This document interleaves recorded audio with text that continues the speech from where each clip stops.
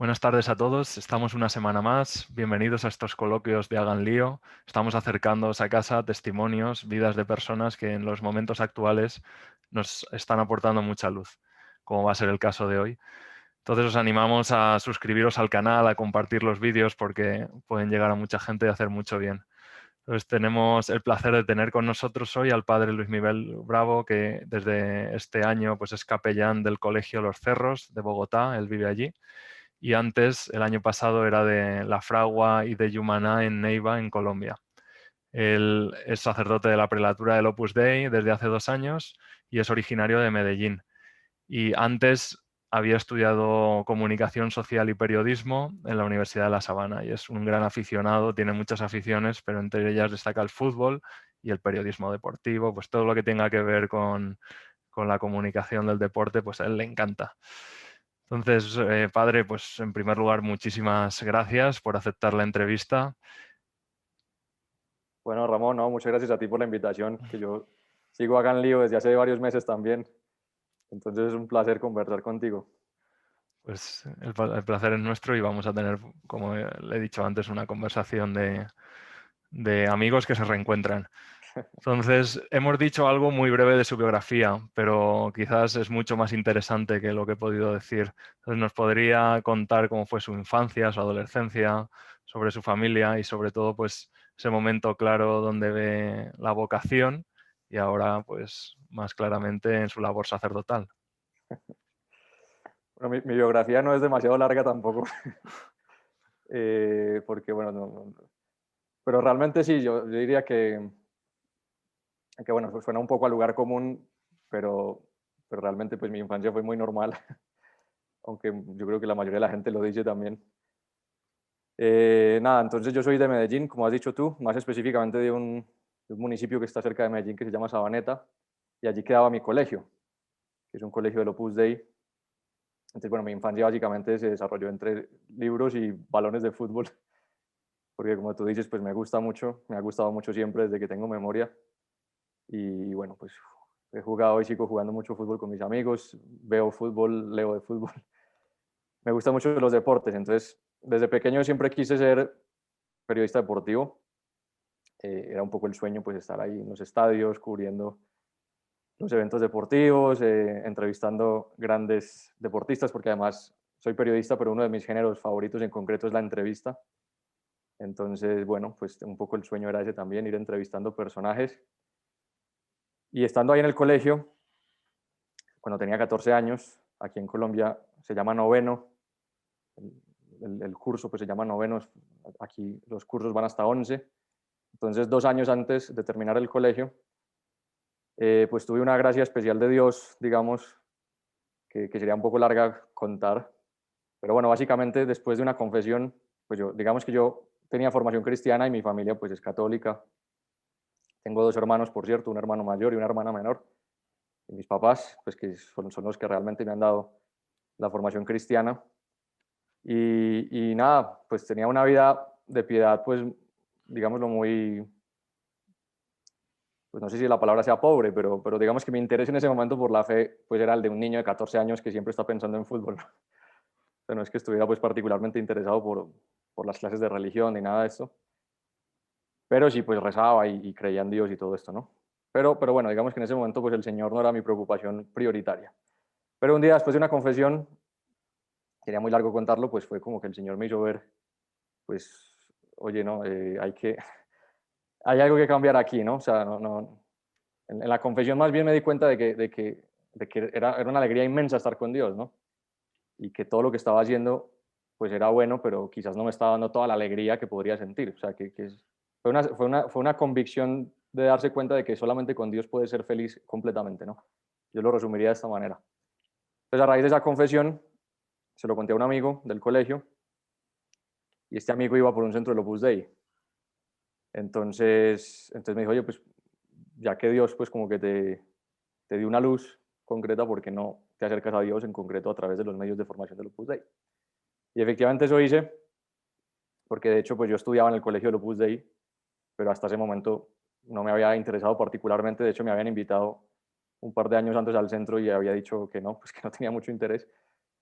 Bueno, a raíz de este amigo, pues empecé a ir y rápidamente noté lo que nota mucha gente, ¿no? Pues un ambiente de alegría, de piedad, de preocupación por los demás, que me golpeó interiormente de manera muy, muy fuerte. Bueno, ahí empecé pues a acercarme al Opus Dei y pocos meses después el Señor me hizo ver que ese era mi camino. Y cuando tenía 14 años y 6 meses, pues ya tomé la decisión de entregarle a mi vida a Dios en la obra. Pero como pues mucha gente que escucha estos videos ahora, cuando uno se hace el Opus Dei, cambia todo, pero no cambia nada, ¿no? O sea, cambia tu forma de ver la vida, pero lo que haces no cambia. Entonces seguí estudiando, seguí jugando fútbol, seguí estando con mis amigos, pero todo eso, como decía San José María, con una luz nueva, ¿no? Entonces ese es un primer, digamos, hito importante, una primera etapa importante. Luego ya mi vida se desarrolló normalmente, terminé el colegio, me vine para Bogotá a hacer la carrera de periodismo en la Universidad de La Sabana. Y cuando terminé la carrera, pues surgió esta oportunidad de irse a Roma a estudiar filosofía y teología. Entonces me fui a Roma porque además, curiosamente, a raíz del fútbol, siempre he sido un gran aficionado al fútbol italiano. Entonces ahí uno ve cómo Dios pues también se mete a través de tus aficiones, porque desde pequeño mi sueño era vivir en Italia a raíz del fútbol. Y bueno, pues el Señor me llevó a Italia por otro motivo. Estuve en Roma 6 años y después de estudiar filosofía y teología y después de haberlo rezado y pedido consejo de mucha gente, pues entendí que el Señor dentro de la obra me pedía hacer cambiar digamos, este rumbo y no dedicarme al periodismo, sino que dedicarme al sacerdocio. Yo siempre digo que hacerme sacerdote fue como si estás jugando fútbol y estás en una posición y el Señor te dice, bueno, quiero que sigas jugando en el equipo, pero ahora en otra posición. Entonces, porque los sacerdotes del Opus Dei somos un poco eso, ¿no? Pues seguimos perteneciendo a la familia, a la obra, vivimos el mismo espíritu, pero cambiamos un poco nuestra posición en la cancha por disposición del entrenador. Entonces yo resumiría así un poco lo que han sido estos años, estos 15 años ya de entrega a Dios y también pues mis 29 años de vida desde el punto de vista de la vocación. Qué bien. Muchísimas gracias. Pero el año pasado también hubo una iniciativa que llevasteis a cabo a través de redes sociales junto al padre Santiago Villa, sacerdote a bordo, que ha cumplido, como decía, un año y sigue creciendo. De hecho, hablábamos antes de empezar a grabar esto de varios vídeos que han tenido mucha repercusión, que después los comentaremos. Entonces, primero, padre, ¿de dónde viene ese nombre? Y luego, ¿cómo surgió la iniciativa? Muy bien. Bueno, el nombre realmente viene por un motivo muy sencillo, y es que el padre Santiago, que por cierto, pues tiene un recorrido vital muy parecido al mío, porque somos del mismo sitio, estudiamos en el mismo colegio, nos hicimos de la obra más o menos al mismo tiempo, o sea, con la misma edad, él es un poco mayor que yo. Entonces todo esto él lo ha hecho un poco antes, pero es un camino paralelo. Entonces estudiamos en el mismo colegio, estudiamos también periodismo en la misma universidad, luego nos fuimos a Roma, luego, entonces digamos que nuestro recorrido vital ha coincidido en muchos puntos, aunque haya sucedido en momentos diferentes.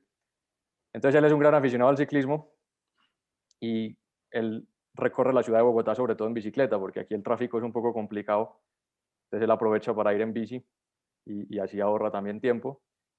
Entonces se le ocurrió un día pues poner una pequeña placa debajo de la bicicleta que dijera sacerdote a bordo, simplemente como para que la gente sepa que ese personaje que va en bicicleta es un sacerdote. Bueno, pues como una cosa, como un detalle así de simpático. Y, y entonces, bueno, ese es como el primer punto. Y luego él estuvo en la JMJ de Panamá, yo no estuve, porque en ese momento estaba en Roma y todavía no era sacerdote, pero él estuvo en la JMJ de Panamá y como a él le gusta mucho pues todo el tema del periodismo también, quiso hacer unos reportajes de su presencia en Panamá y dijo, bueno, ¿qué hago? Entonces grabó unos videos y los puso en un canal de YouTube que se llamaba Un sacerdote a bordo de la JMJ.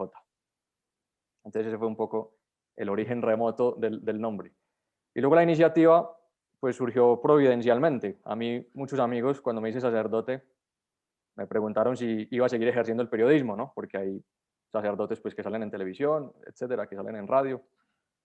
Y yo decía, bueno, no lo sé, o sea, yo lo que quiero es ser sacerdote, ya lo demás Dios dispondrá cómo y cuándo, y si uno puede servir en los medios, pues por supuesto, pero lo importante es ser sacerdote 100%, como decía San José María.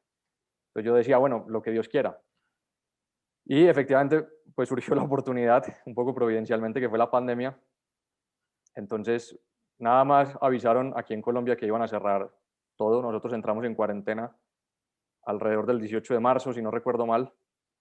Entonces, por esa época, pues Santiago me llamó y me dijo, bueno, ¿qué hacemos? Porque vamos a estar encerrados en nuestras casas un montón de meses y un sacerdote encerrado es, pues es como para todos, ¿no? Pues un montón de profesiones pues se ven seriamente afectadas por estar encerrados, pero un sacerdote pues que está para la gente, está para su pueblo, pues claramente ve su trabajo muy afectado, ¿no? Entonces con Santiago dijimos, bueno, ¿qué hacemos para manifestar nuestra compañía?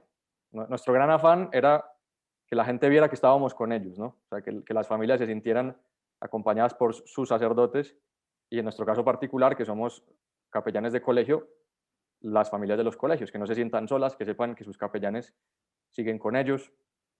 Entonces surgió la idea de, bueno, pues yo tengo este canal, me dijo Santiago, que lo usé para la JMJ, pero lo tengo ahí, no lo he vuelto a usar, aprovechemos.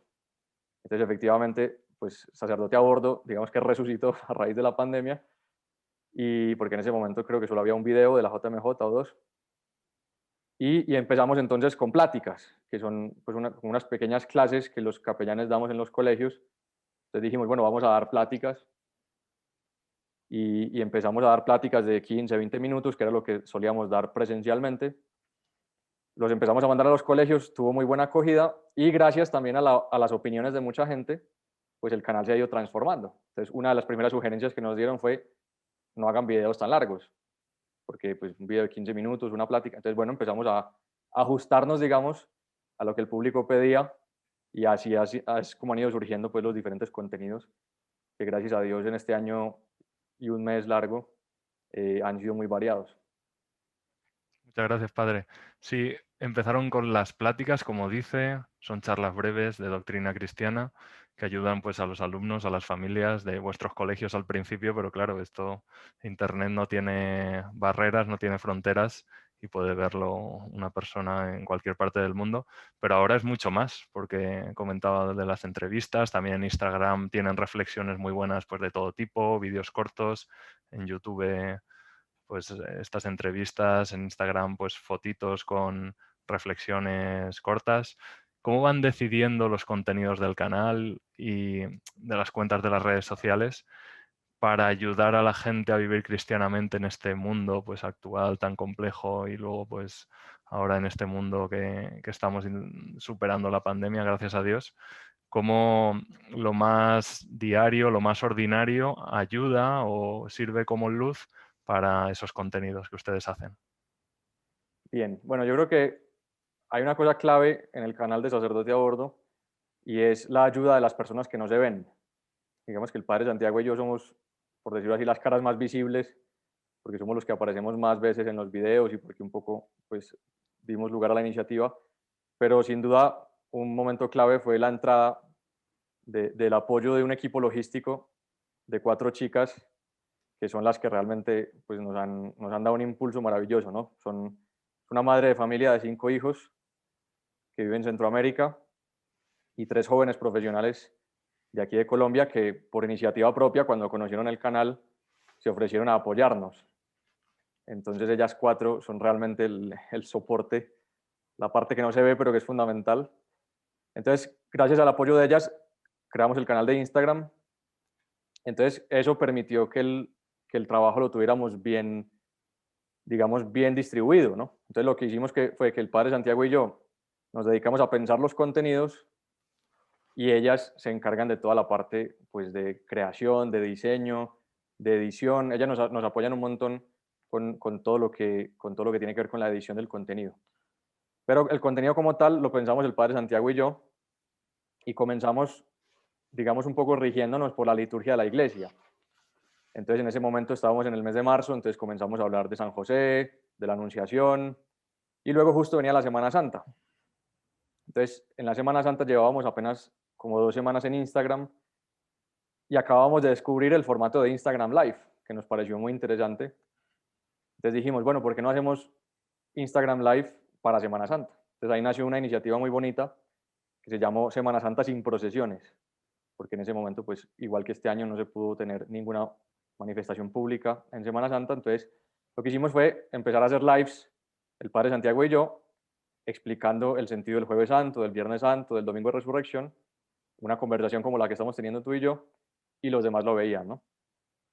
Y luego, pues dijimos, sigamos con el tema de la liturgia, pero empezamos a descubrir nuevos formatos. Entonces descubrimos este formato del Instagram Live.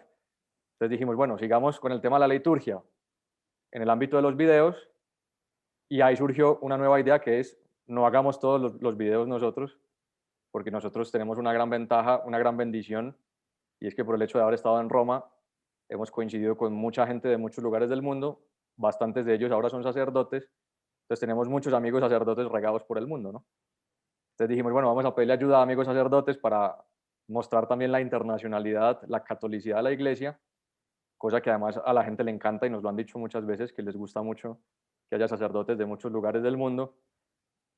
Y luego, por otro lado, surgió el tema de los Instagram Live, de, bueno, hagamos esto mismo que hicimos entre nosotros dos, pero con otras personas, porque sin duda alguna, pues uno de los medios de evangelización con más fuerza en nuestra época es la dimensión testimonial. Entonces dijimos, bueno, vamos a buscar, y como te decía al principio, pues uno de los géneros periodísticos que más me gusta es la entrevista. Entonces vamos a buscar personajes que nos ayuden también con su testimonio, y ahí surgió pues la iniciativa de conversar con otras personas, y gracias a Dios ha sido pues mucho más rico y mucho más divertido de lo que esperábamos, porque hemos tenido conversaciones con personas increíbles, maravillosas, de muchos lugares del mundo, de muchos estilos de vida diferentes, y eso ha sido también un impulso fuerte para el canal, y nosotros lo hemos disfrutado mucho. Así es, de hecho, padre, sus vídeos más vistos son las entrevistas con la madre de Carlo Acutis o con Eduardo Verástegui, que yo creo que todos conocen. Y si no, pues os animamos a que los googleéis, ambos son dignos de ser conocidos. La figura de Carlo Acutis, como hablábamos antes, pues ha venido muy bien a la iglesia en estos tiempos difíciles. Un joven, digamos, un millennial santo. Ya tenemos un santo contemporáneo que utilizaba Internet, que utilizaba la red para evangelizar. Y Eduardo Verástegui, pues que está haciendo muchos contenidos, películas, cortos, pues de un contenido muy bueno. Entonces, parece lo que decía, que el éxito está relacionado a dar testimonios hoy en día de vida, ¿no? Los cristianos, sobre todo, tenemos que ser testigos más que maestros. Entonces, ¿con qué se queda de esas entrevistas tan magníficas y que son, sin duda, los vídeos más relevantes ahora mismo de su canal? Bien. Sí, un poco ha sido todo este tema de los lives, un poco lo que tú dices, ¿no? Pues que ahora estamos llamados a ser testigos más que maestros, que esto ya es una intuición que tuvo el Papa Pablo VI, y que es un poco lo que la Iglesia nos viene ayudando pues a descubrir, ¿no? Porque en el fondo eso es eso es lo que estamos celebrando ahora en Pascua. La Iglesia ha transmitido su fe a partir del testimonio. ¿El testimonio de quiénes? De los apóstoles, los testigos de la resurrección. Entonces, todo cristiano está llamado a ser apóstol, que quiere decir testigo también, enviado, pero ¿enviado a qué? A manifestar aquello de lo que ha sido testigo. Entonces, por eso creo que los testimonios precisamente tienen mucha fuerza, porque en el fondo es redescubrir lo que ya nos dice el Evangelio. O sea, que Jesucristo, cuando pasa por la vida de una persona, cambia esa vida. La cambia para bien y la cambia para siempre. Entonces, creo que como a todos de alguna manera nos sentimos interpelados por ese atractivo de Cristo, y de alguna manera muchos de nosotros hemos descubierto en nuestra propia vida cómo Cristo cambia radicalmente nuestra existencia para bien. Creo que ese es el secreto, por decirlo así, de los testimonios, ¿no? Que nos recuerdan la fuerza transformadora de la persona de Jesucristo. En concreto, pues como tú dices, las dos entrevistas que más vistas tienen son las de Eduardo Verástegui y Antonia Salzano, la madre de Carlo Acutis. Y creo que sin duda, pues tiene sentido, ¿no? Por un lado, porque Eduardo Verástegui, además de ser una persona bastante conocida por ser actor, productor, por venir del mundo del cine, tiene una historia de vida muy bonita que pues no la voy a contar aquí porque sería largo, y sobre todo porque la cuenta mejor él en la entrevista que le hice. Pero creo claro, su historia de vida es muy impactante, sobre todo por el hecho de venir de un mundo en el que aparentemente Jesucristo no está muy presente, ¿no? Porque es el mundo del cine, de la fama, del dinero, del lujo, ¿no? un poco el mundo en el que muchos sueñan estar, el mundo del éxito, del reconocimiento. Entonces, claro, Eduardo es un muy buen ejemplo de que la felicidad no está ahí, o sea, de que eso es un mundo en el que se puede hacer mucho bien, pero Eduardo pues descubrió en sus propias carnes que ahí no está la felicidad. Y descubrió al contrario que siguiendo en ese mundo puede hacer mucho bien, dejando primero que Cristo lo transforme a él y después ir intentando transformar vidas. Entonces, claro, por eso ha hecho un montón de proyectos buenísimos en defensa de la vida, en defensa de las personas necesitadas, en defensa de las personas pues, que no tienen protección de parte de su familia, de la sociedad, del Estado. O sea, es una lucha por todas las personas que no tienen voz, por decirlo así, ¿no? Entonces, claro, el impacto de Eduardo viene del mundo en el que se movía profesionalmente y de cómo la gracia de Dios, por unos motivos particulares que le explica también, le permiten seguir en ese mundo, hacer mucho bien y al mismo tiempo manifestar el valor eterno de la presencia de Jesucristo en su vida, que va mucho más allá pues, de un éxito inmediato, ¿no? Que por desgracia es la felicidad que muchos persiguen y que, como en el caso de Eduardo, nos acabamos dando cuenta de que no está ahí realmente la felicidad en el éxito, en el dinero, en la fama. Y en el caso de la madre de Carlo, de Antonia, bueno, yo creo que la fuerza viene pues de la propia santidad de Carlo, ¿no? Todos los santos son personajes supremamente atractivos y como tú dices, el caso particular de Carlo es muy llamativo porque es muy joven. Bueno, de hecho, una de las cosas que a mí me gusta más de Carlo es que nacimos el mismo año y por eso pues me he visto pues muy interpelado también por su figura, porque él nació igual que yo en 1991. Entonces, claro, para uno es decir, bueno, este tipo nació el mismo año que yo y ahora ya es santo, ¿qué voy a hacer yo, no?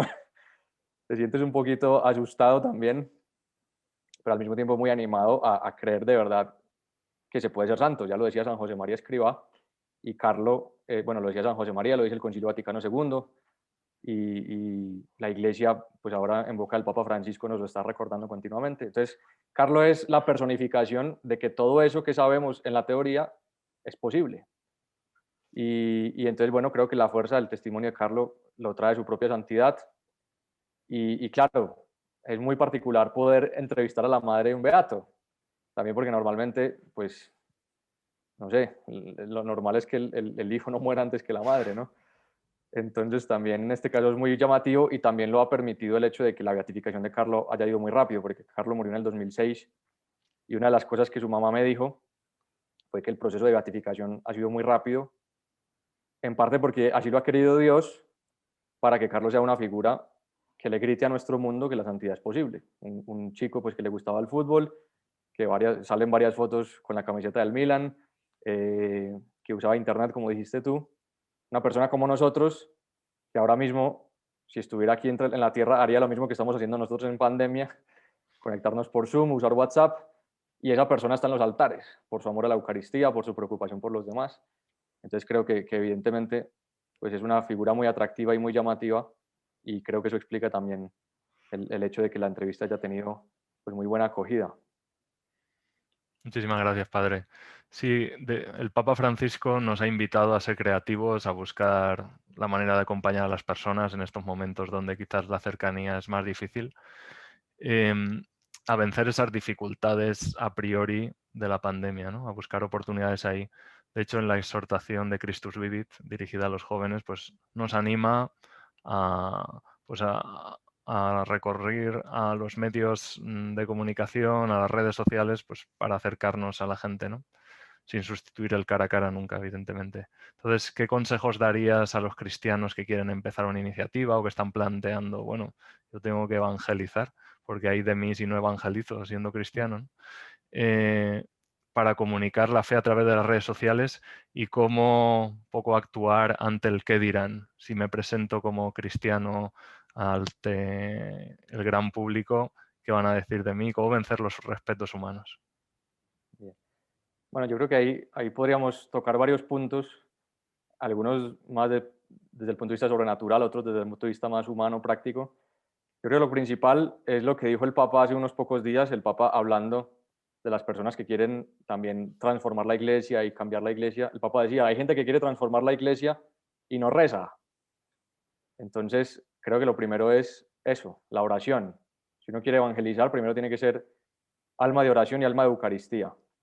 Entonces, cuando una persona sienta ese afán de transmitir su fe a través de los medios digitales, lo primero que tiene que saber es que uno no puede dar lo que no tiene. Entonces, si no tienes el corazón lleno de Jesucristo y ese contacto directo con el Señor a través de la oración y los sacramentos, pues realmente vamos a dar algo distinto, pero no a Jesucristo, ¿no? Entonces, lo primero es ser almas de oración y de Eucaristía.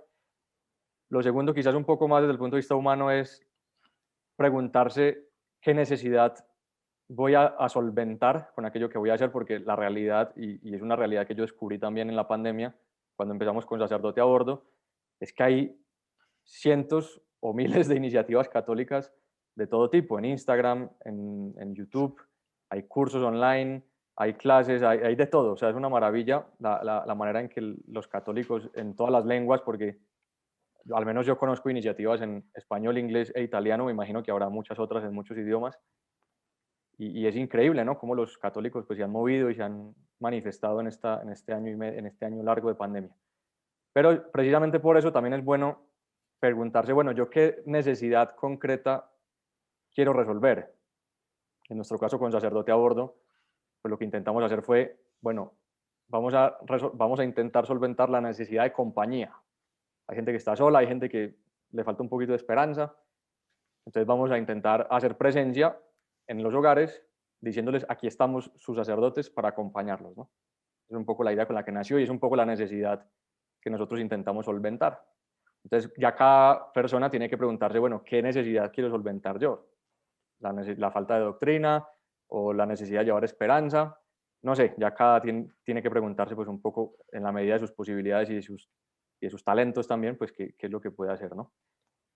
Y también me parece importante el tema de la alegría, ¿no? O sea, que también un poco en la línea de lo que decías del respetos humanos, el que dirán, me parece muy importante también porque lo está diciendo el Papa Francisco de todas las maneras posibles, en parte con el solo título de sus documentos nos lo recuerda, Gaudete et Exsultate, Amoris Laetitia, Evangelii Gaudium, o sea, el Papa está hablando de alegría todo el tiempo. Entonces, también es importante, me parece, que las personas que se quieran dedicar a transmitir la fe en los medios digitales lo hagan con mucha alegría, que sea ver un poco lo que estamos viviendo en Pascua.